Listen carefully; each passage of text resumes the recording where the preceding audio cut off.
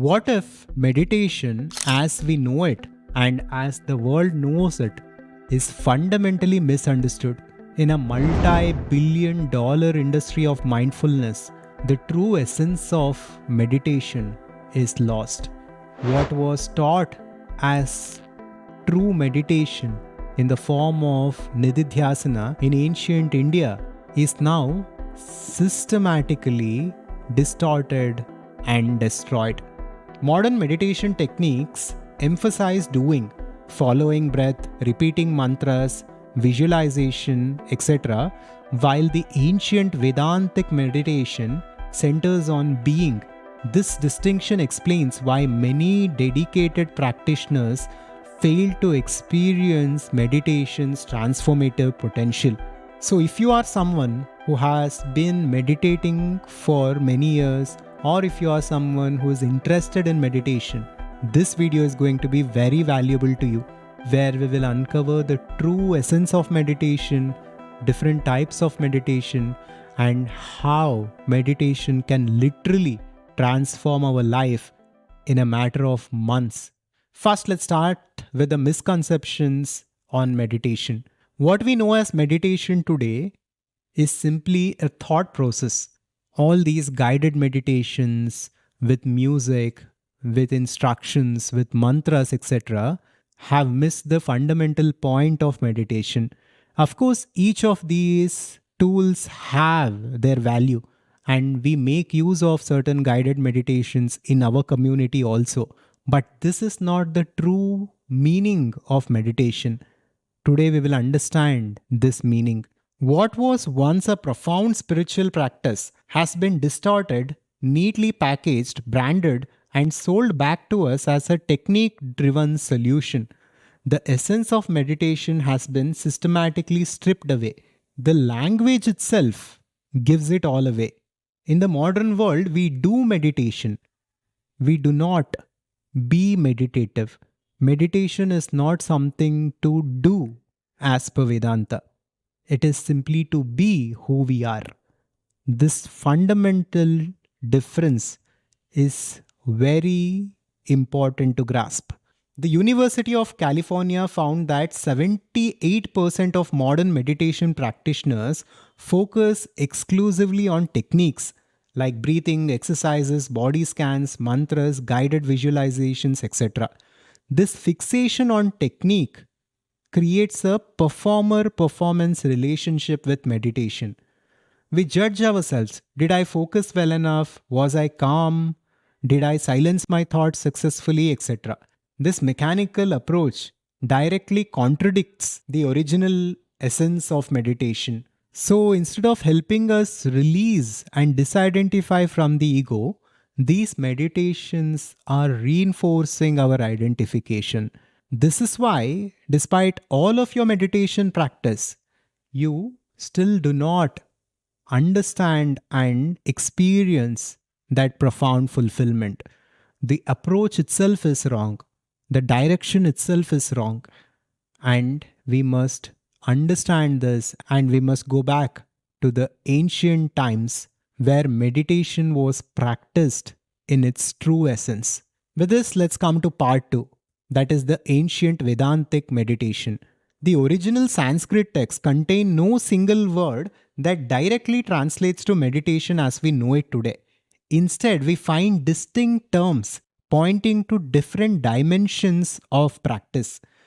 For example, there is dhyana, a state of deep concentration, and then there is upasana. It is a devotional focus on an object or usually a deity. And then there is Nidhidhyasana. It is an inquiry tracing consciousness to its source and staying in the essence of who we are. But in the modern world, for each of these practices and for each of these experiences, we use the term meditation. This shows how sophisticated the ancient system was and how sophisticated Sanskrit is. And this is why even I felt the urge to go back and study Sanskrit from scratch. And it is one of my goals in life to study Sanskrit as much as possible. Now let's come to Vedanta specifically and let's understand Vedantic meditation.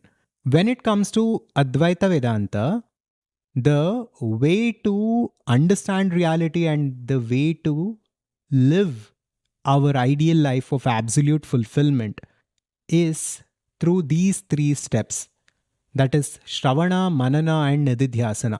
Shravana is about listening to, reading, and consuming the information. This is step one. Most people stop here. Step two or stage two is Manana. Manana is thorough understanding after clarification, after inquiry, after questioning the teachings. When we thoroughly understand it, that is Manana. And then comes stage three, which is Nidhidhyasana. Nidhidhyasana is a deep contemplation or meditation. Here, we are going beyond the intellect and simply living the truth as it is. We are being who we actually are as that consciousness. This is Nidhidhyasana. This is the true meaning of meditation in Vedanta. Here, there are no techniques, there are no frameworks, there is no music, there is no visualization, there is no thought, there is no support whatsoever. We simply are as we are without anything. This is the true meaning of meditation. But to be as we are without any thought, without any vritti or modification of the mind is a challenging task, especially for us in this modern world who have been conditioned to think, and think. That is why systematically different frameworks and different stages and different tools are provided in the ancient Sanatana Dharma, like performing rituals for those who are extroverts, and then the mantra chanting, where our entire focus is on a certain sound for an extended period of time. After that, pranayama, where we take control of breathing and our focus is on the breath. And another example is upasana, where we worship and meditate upon a deity, on a form, which is more easier to do than Nidhidhyasana. So, like this, different tools were provided for the benefit of the seekers. And in the modern world, most of us worry about whether we are sitting in the right way, whether we are breathing in the right way, whether we are focusing properly, etc. But this was not the case earlier. The fundamental intention behind these practices was not to increase our focus or concentration or our health, etc., but it was fundamentally to recognize our true nature, to recognize the nature of reality itself. And focus, concentration, good health, good body, etc., was simply an outcome, a side effect of these practices. What was once considered as side effects have become our main focus today. As Swami Bhajanananda observed, meditation acts as a junction where all spiritual paths converge. While techniques differ across traditions, the essence remains the same: consciousness recognizing itself. So, as per Vedanta, the highest form of meditation is Nidhidhyasana, where we are who we are, without any thought, without any modification, without any support. And the goal of meditation is this. This understanding challenges our assumption that meditation is primarily a self improvement tool. The ancients did not meditate to enhance performance at work, though this might naturally improve. They meditated to directly experience the ultimate truth of existence. Every technique served this singular purpose: recognizing one's true nature. With this, let's come to part 3, where we will uncover the difference between objective and subjective meditation. This is really interesting. Now, what if all the techniques and visualization and guided meditations that you have been practicing for years and years was simply to prepare you for the higher stage of meditation. When we look at Sanatana Dharma and different schools within Sanatana Dharma like Vedanta, Yoga, etc., broadly we can categorize meditation and practices into objective meditation and subjective meditation. The ancient texts describe two distinct paths, one where consciousness moves outward toward objects, and another where it traces back to its own source. This distinction explains why some practitioners experience profound transformation while others merely touch the surface. The ancient wisdom distinguishes between upasana, objective meditation, and nididhyasana, or subjective meditation. These represent two fundamentally different directions for consciousness to flow during practice. Now, pay attention here. As per Vedanta, there is one reality, there is one infinite consciousness, and everything is that consciousness. All the separation, all the duality that we experience is Maya, it's an appearance, it is fundamentally and ultimately not real. If that is the case, then we are not the body nor the mind, but we are that infinite consciousness itself. We do not have any birth, we do not have any death, and we simply are. This is the truth of reality. But we do not experience this yet. Experiencing this is the ultimate goal as per Vedanta. And to do that, stage one is objective meditation, because subjective meditation is more difficult. So, for the beginners, upasana or objective meditation is suggested, where they keep a deity or a form to worship and to meditate upon. This might be anything. For Hindus, we have a lot of options.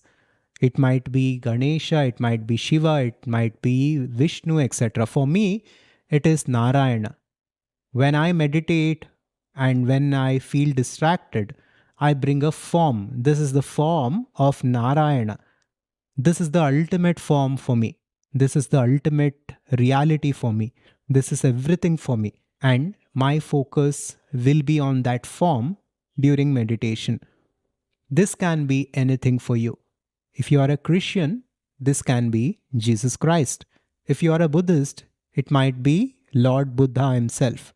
And if you are a Hindu, like I said, there are innumerable options. But ultimately, it is a form which we consider as the highest form, which represents that ultimate reality and which we focus on. This is upasana or objective meditation. In this form of meditation, our awareness is flowing outward.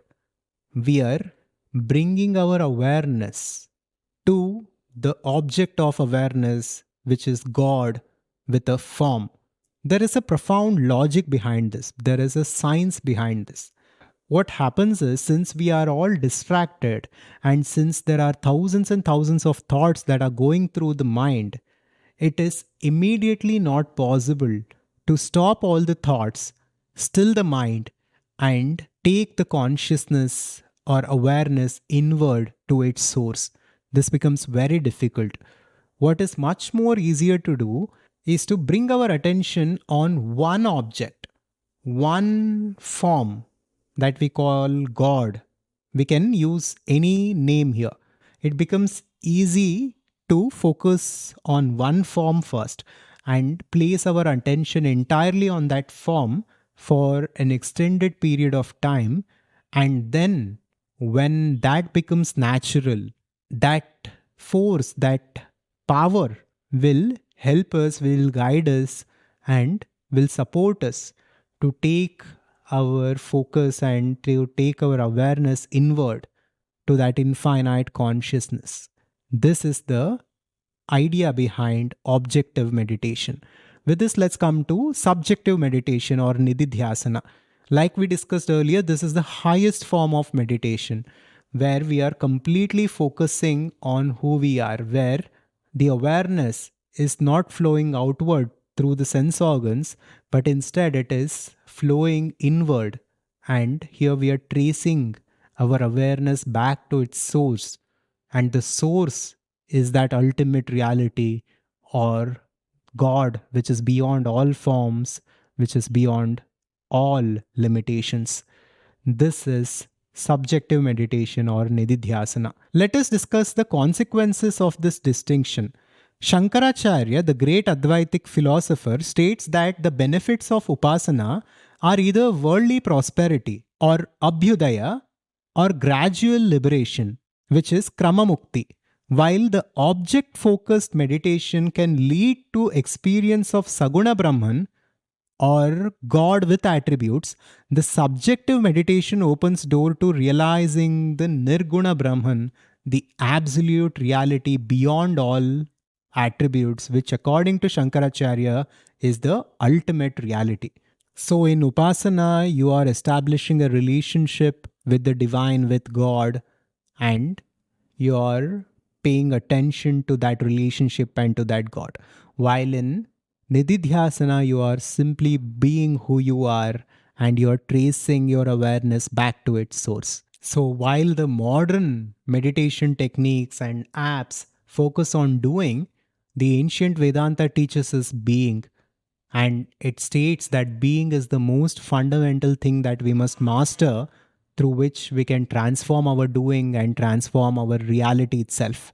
Here I am reminded of Swami Vivekananda's profound insight. He said, the goal of meditation is to realize the eternal relationship between soul and God.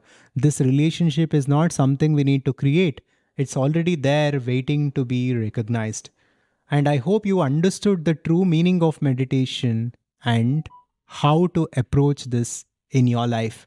If you want to pursue this further, we have a private community called the Adhvaitha Conscious Society. More information on this will be given in the description. And next, you can check out this important video that we had made on the nature of attention and how our attention literally creates our reality. So, check out this video next, and I will see you in the next one. Subscribe to Adhvaitha to wake up. Shivoham.